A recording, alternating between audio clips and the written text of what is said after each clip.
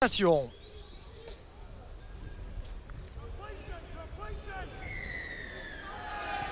Allez, c'est parti, coup d'envoi de cette partie pour l'équipe de France. Le coup d'envoi a été long et donné par Laurent Fresinus. Et le premier ballon à charge pour cette équipe écossaise. Le premier ballon à remonter. Pascal Jampy qui est venu le premier au plaquage.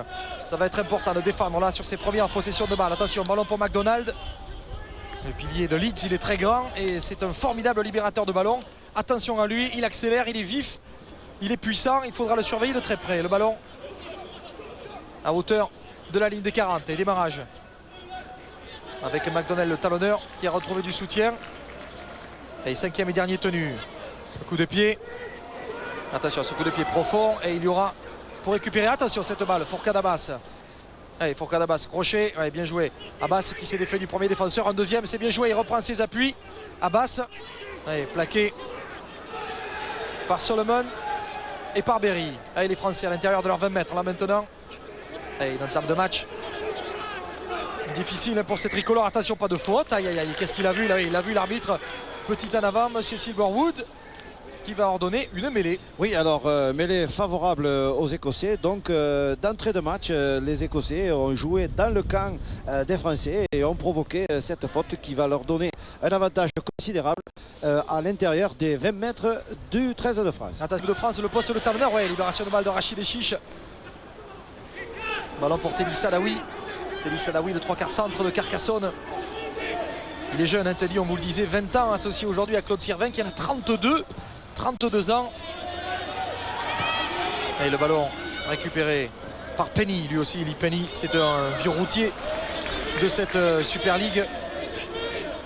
Il porte le maillot écossais, mais il est né en Angleterre, il est né à Wigan et il a joué pour Wigan, il a joué pour St Helens et il joue pour Warrington en Super League. Ballon pour Roach, ça ressort McConnell maintenant, le ballon pour Lee Kiddle. Demi d'ouverture, le joueur de Whitehaven qui fête sa première sélection aujourd'hui avec cette équipe écossaise. McDonald, des coups de sifflet de M. Silverwood. Allez, ils vont reculer les Français. Oui, alors lui, il est temps de rappeler que ces joueurs écossais sont eux aussi en course pour la finale. Parce qu'en cas de victoire ici à Narbonne, ils pourraient rencontrer ces Écossais. C'est ce qu'ils font les Français avec courage. À hauteur de leurs 20 mètres maintenant. Les Écossais qui doivent repartir de là, ça sera dur avec Nathan Graham. Plaqué, bon plaquage d'Olivier Pramil, le joueur toulousain. Assez bien, il faut défendre encore sur celle-là. Et après on va pouvoir se débarrasser sans doute du ballon côté écossais. Allez, cinquième et dernier tenu. Et on va voir ce qu'ils font ces Écossais. Et le coup de... c'est un coup de pied long. Attention le rebond. Coup de pied long et récupération de Julien Gérin qui relance. Oui Hervé. Oui, excusez-moi, des nouvelles de Claude Sirvin, malheureuse pour l'équipe de France, il souffrirait d'une fracture du péroné. Oh là là, c'est très grave. Donc c'est un pépin très grave, oui. Bon, mais vous confirmez-nous ça, Hervé, s'il vous plaît. Ben, écoutez, apparemment, je vous confirme, parce que c'est le kiné Jean-Claude Pignol qui vient de nous donner des nouvelles. Ils sont sur une... le jeu si spectaculaire qu'ils ont pu proposer à l'occasion de leur dernière sortie, et notamment contre l'Irlande. Attention, ballon récupéré par les Français toutefois. C'est peut-être bon sur ce genre d'occasion. Là, ils ralentissent les tenues, les Écossais avec Gérin. Le ballon pour Fresinus. Et toujours 0-0 dans cette première période. Après un peu plus d'un quart d'heure de jeu, la balle à l'extérieur. Ballon pour Fourcade Abbas, oui, attention, la Fourcade qui fait un peu de travers, la qui slalom. Il va falloir rentrer là maintenant parce qu'on a perdu un peu de terrain. On a perdu presque 10 mètres là, oui, là pour le coup. On a perdu plus de 10 mètres même sur cette affaire. Allez, vite. Oui, des joueurs qui très astucieusement enlèvent les appuis du joueur au sol, donc qui ont le droit, d'une manière légale comme ils le font, de le repousser à l'intérieur de son camp. Donc ils gagnent beaucoup de terrain en défendable. S'il vous plaît. Allez, le ballon. Oui, Hervé. Oui, Rodolphe, je vous signale que le capitaine McDonald vient de sortir. Et il est remplacé par le numéro 16, Whitson.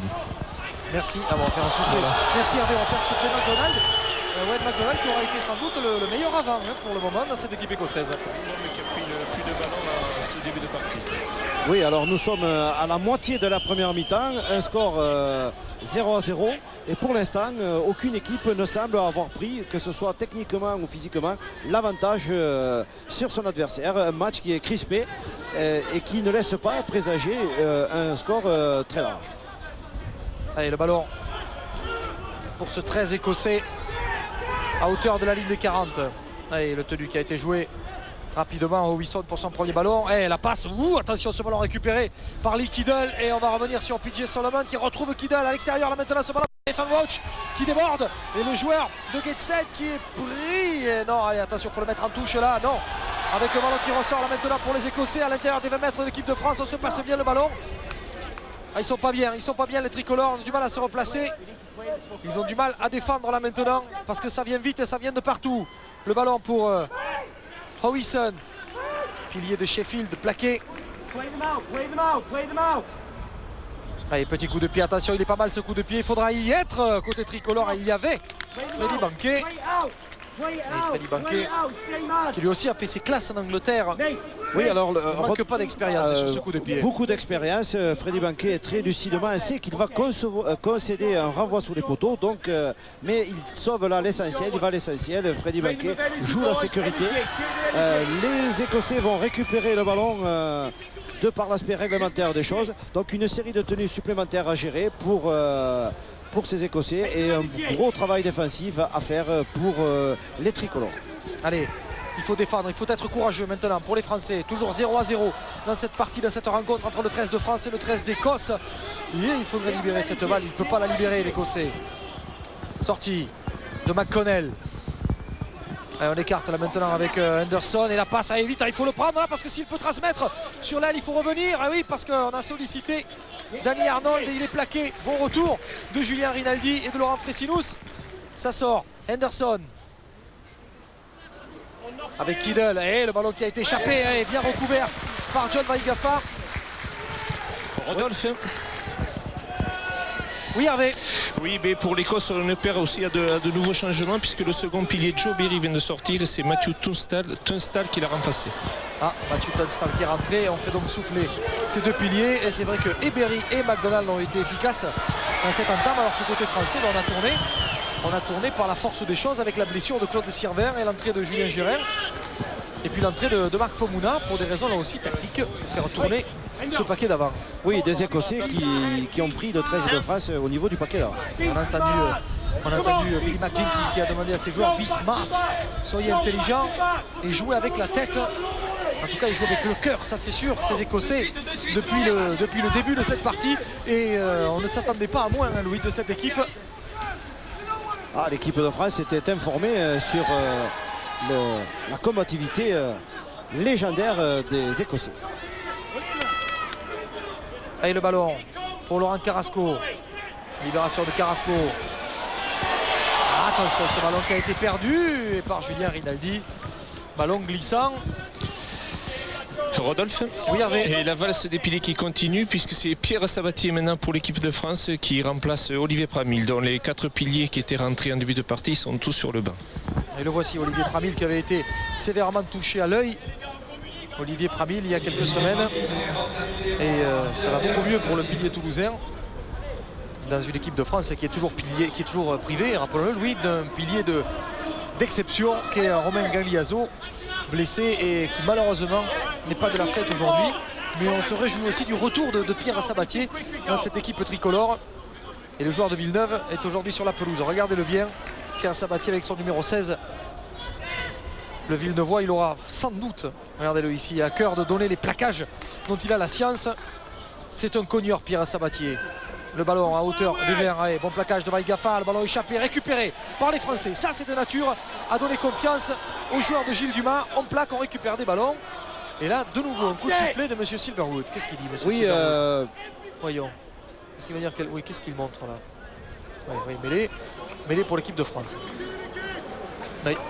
Oui, alors surprenant puisque les Français étaient en possession de la balle, en l'occurrence Marc Fomonia. Et donc il aurait pu laisser jouer la règle de l'avantage. Allez, c'est reparti en tout cas pour les tricolores avec Julien Gérin qui a pris ce ballon. Allez, Laurent Fresinus. Ballon pour Freddy Banquet. Berthezen à hauteur des 40. Allez, ils avancent le tricolore avec Pierre Sabatier qui va jouer soutenu. Proche de la ligne médiane, il a été un peu gêné, mais peu importe. Ballon pour Pascal Jampy. Allez, Jampy qui avance. Allez, il progresse. Le français, c'est bien. Allez, vite, il faut sortir ce ballon. Mais oui, un peu gêné. Démarrage de Berthezen, aura du tenu dans le fermé. le petit coup de pied donné par Julien Rinaldi. Il y avait de l'idée. Et le ballon qui va sortir en touche. Toujours 0-0. Oui, et alors ici Lionel Garrigue, l'assistant coach, qui donne ses conseils à Gilles Dumas, et on a lu sur les lèvres de Lionel Garrigue c'est pas possible. Oui, alors c'est pas possible. Je pense, Rodolphe, qu'il y a une petite polémique entre l'arbitre central et l'arbitre de touche qui signale depuis le début du match, qui intervient, mais l'arbitre de champ semble ne pas du tout en prendre compte. Et là, et c'est pour ça peut-être qu'il y a un peu du côté français, on n'est pas très satisfait. Il semblerait que sur la trajectoire de la balle, un joueur écossais ait touché cette balle et la mêlée aurait dû être a priori favorable aux Français. Donc c'est très important, une possession de balle supplémentaire ou pas dans ce niveau de jeu. Et le ballon, Vaigafa qui vient de défendre. Le ballon libéré. Ballon libéré pour Dave McConnell, le joueur de Chorley. Henderson. Pour Kiddle. Attention Kiddle. Le crochet et coup de sifflet de l'arbitre, monsieur Silverwood. Alors j'ai l'impression, Louis, que monsieur Silverwood ne va pas nous faire des cadeaux, ce garçon. Ah ben je pense que c'est pas une impression, Rodolphe, c'est une certitude. Nous sommes au compte des pénalités au simple double, 6 contre 3, c'est une donnée objective puisque nous le faisons à chaque match. Et pour l'instant, les Français sont beaucoup plus pénalisés que les Écossais. Donc chaque fois, c'est à la fois un gain de terrain et une possession de balle supplémentaire dans des situations particulièrement délicates. Nous sommes d'ores et déjà de nouveau à l'intérieur des 10 mètres français. Donc est-ce que la France ne va pas s'épuiser à défendre tout le temps comme elle le fait depuis ces 20 premières minutes du match? Mais that is the question, oui, parce que là pour le coup à défendre, c'est vrai qu'ils ont récupéré des ballons sur des plaquages, les Français, dans cette zone rouge, mais là ça commence à faire beaucoup. Le ballon en sortie pour Henderson. Allez, faut pas craquer les garçons. Allez, on libère ce ballon avec Graham maintenant. Graham qui s'engage, Graham qui est tout proche de la ligne et qui va se détendre, qui aplatit. Est-ce qu'il a aplati là? Non, il a lâché ce ballon devant la ligne. Ouh, que le boulet est passé près, on l'a senti ici, oui. Oui, ben on savait que le passage allait être dur pour les Français. Heureusement, alors donc une pénalité qui est passée à côté, un essai refusé pour avoir mal réalisé le geste d'aplatir la balle dans l'embut. Donc la France est chanceuse, mais laisse quand même beaucoup d'énergie et de joueurs. Là, nous avons Michael Van Snick qui s'est fait mal là. Voilà, alors là c'est un deuxième joueur blessé. L'effectif de l'équipe de France s'épuise et se blesse. Donc attention, nous sommes à peine dans ce match à quelques 20 minutes de la fin de la première mi-temps. Alors là, Louis, quand je vous dis que ce match est un match curieux, j'irais même jusqu'à dire que c'est un match à la noix, ça. Oui. Vous savez, il y a des matchs à la noix. Ils sont venus avec des chardons dans les poches et les chardons ça pique. Hein. Oui, là pour le coup, allez, il faudrait que courageusement nos petits coqs là mettent quelques coups de bec dans cette demi-heure de jeu où le jeu s'est équilibré et où les Français ont concédé, c'est vrai, le double de pénalité. Ça c'est toujours évidemment ce qui fait bondir un entraîneur comme Gilles Dumas qui avait vu son équipe parfaitement en place et surtout qui avait fait preuve de beaucoup de réalisme et surtout ils avaient fait preuve de beaucoup de discipline, les tricolores. Allez tiens, marche arrière Louis, dit l'arbitre. Alors on arrête le chrono. Ouais. Rodolphe, oui, Hervé. Quelques changements à nouveau. Pascal Jean-Pig qui vient de sortir, qui est remplacé par Sébastien Azema. Oui. Et je vais vous donner dans quelques instants des nouvelles de Michael Van Snick. Oui, alors qu'est-ce qu'il a, Michael? Parce que là, visiblement, avait l'air d'être le genou touché. Ça avait l'air d'être le genou et du coup... Et le problème pour l'équipe de France, c'est qu'il n'y a plus de joueurs de 3/4 sur le banc. Donc, ça va être un souci pour le coaching pour Gilles et Yvan. Et oui, parce que si Hervé Van Snick, c'est tout un côté de l'attaque qui est éliminé sur blessure. C'est-à-dire le centre et l'ailier, Claude Sirvin, qui est quand même d'abord et avant tout un ailier de métier. Qui était passé au centre. Donc là, vu le banc des remplaçants, Gérin, Sabatier, Azema, il y a beaucoup plus d'avant que de 3/4. Oui, forcément, ça risque de manquer. C'est difficile à réorganiser cette équipe. Oui, le ballon qui a été ressorti. Et il y aura une pénalité contre l'équipe de France. Qu'est-ce qu'il dit l'arbitre? Oui, il va pénaliser les Français. Tandis que Gilles Dumas et Yvan Gressec... Il me semble, Rodolphe, qu'il va donner une mêlée favorable aux Français pour un en avant de passe. Il y a peut-être une faute aussi française des pings ici. Ouais, oui, d'accord. Ouais. Oui. Ça, l'arbitre, il l'a vu. Ça, c'est clair. Alors, il manquerait plus qu'il nous donne un carton jaune. Non, il ne donnera pas. Non, mais il donne une mêlée favorable aux Français. il est resté sur sa première décision, malgré l'intervention de l'arbitre de touche, qui avait là signalé un geste d'anti-jeu réalisé par un joueur français. Alors, monsieur Silverwood, monsieur Bois d'Argent. C'est compliqué d'être du Bois et de l'Argent. Oui, c'est vrai, maintenant vous me le dites. C'est un alliage curieux. En tout cas, le coup de pied de Fresilous derrière le tenu, là c'est pas mal. Le coup de pied de Laurent Fresilous. Attention, derrière cette mêlée pour venir prendre le joueur écossais. Allez, il faut aller le chercher là maintenant.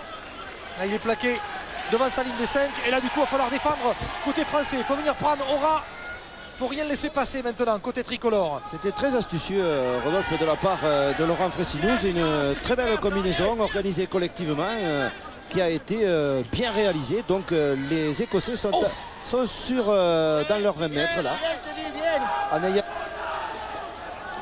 Alors voyons ce qu'ils vont faire de ce ballon les joueurs écossais. Et du coup, nous voici au 5e et dernier tenu. Et ça, oui, ça démarre Aura. Attention parce qu'il y a un petit peu de champ là sur le couloir. La balle remise à l'intérieur, interceptée. Aïe, ça peut jouer. Ça peut jouer, non, ça joue pas. Ça joue pas pour Julien Rinaldi. Et l'interception qui a réalisé le avant. Donc c'est une mêlée qui va de nouveau être favorable.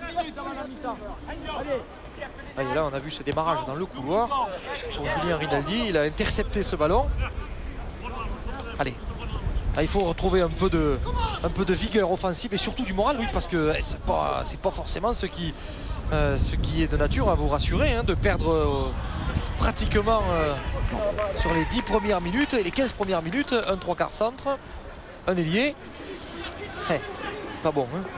Allez, ballon à hauteur de la ligne des 40 là maintenant. Allez, vite, il faut sortir, il va siffler, Monsieur Silverwood. Et nouvelle pénalité.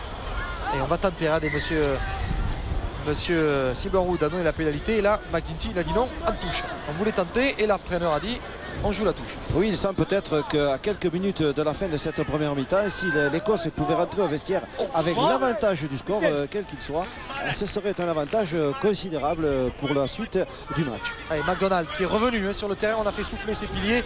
Bon coaching de Bill McGuinty. L'entraîneur, la sortie de balle, là maintenant avec Henderson, la passe, ça sera pour Kiddle, non c'est pour Lee Penny qui est venu appeler ce ballon. L'arrière de Warrington de cette équipe d'Écosse, sortie pour Henderson. Ballon pour Howison qui a retrouvé le soutien de son talonneur. McConnell avec Graham qui attend la sortie de ce ballon, qui va l'écarter sur ce tenu à hauteur de la ligne des 10. Henderson, allez, un peu de champ maintenant pour ce ballon avec Kiddle. Oui, là à l'intérieur, là c'est pas cadeau. Avec 5e et dernier tenu. Attention, démarrage Aura, on va revenir là maintenant. On est tout proche de la ligne, on est à 5 mètres de la ligne. Il ne faut pas qu'il passe là ce ballon, Solomon. Il se détache et c'est un essai marqué par les Écossais. Joli mouvement écossais avec un essai marqué par Andrew Henderson. Essai marqué par l'équipe d'Écosse sur ce dernier tenu. Et un essai qui fait mal, oui, au moral des Français. Avec cette dernière passe devant la ligne pour le demi de mêlée, qui vient d'aplatir les 4 premiers points de la partie. Oui, un essai qui fait mal parce qu'il intervient à quelques minutes de la fin de cette première mi-temps, mais surtout il fait mal psychologiquement. C'est pas grave, un essai en rugby à 13 c'est pas quand même quelque chose de très grave, mais celui-là intervient au plus mauvais moment dans cette partie pour les Français. Il y a eu une très bonne maintenant en ce qui concerne la valeur technique de cet essai réalisé par les Écossais. C'est un essai très bien construit après une série de tenues, et là nous sommes entre le 5e et le 6e tenu. Il y a eu 3 libérations de balles successives, un bon travail d'anticipation des soutiens au porteur de la balle et un essai au milieu des poteaux carrément qui devrait donner l'avantage de 6-0 pour l'Écosse. Tentative de transformation d'Oliver Wilkes qui marque. Oui, il passe les 2 points. Alors nous voici donc 6-0 dans cette première période. Bon, rien n'est perdu, Louis, mais en fait quand même ils ont pris un petit coup sur la cafetière, les garçons, hein. Oui, mais l'équipe de France, je pense, n'a pas réussi à se réorganiser depuis la blessure de Claude Sirven. Ça a été quand même un facteur déterminant. On a vu, on a été obligé de faire des changements. On a opposé, on a fait sortir les piliers finalement, alors que les Écossais les ont fait rentrer plus tôt. Les piliers qu'on avait fait sortir, en particulier McDonald, la véritable tour de contrôle de ce paquet écossais. Donc, passage difficile pour les tricolores, mais l'équipe de France va se ressaisir. Et là on a revu sur ces images proposées par notre réalisateur Ivan Bodenès qu'elle était limite la passe. Oh attention, ballon perdu, récupéré par Bertezen et Weigaffa. Allez, John Weigaffa qui crochette. On est à l'intérieur des 10 mètres de l'équipe d'Écosse, on est tout proche de la ligne là avec Fomouna. Allez, faut marquer là l'équipe de France avec Fresilous.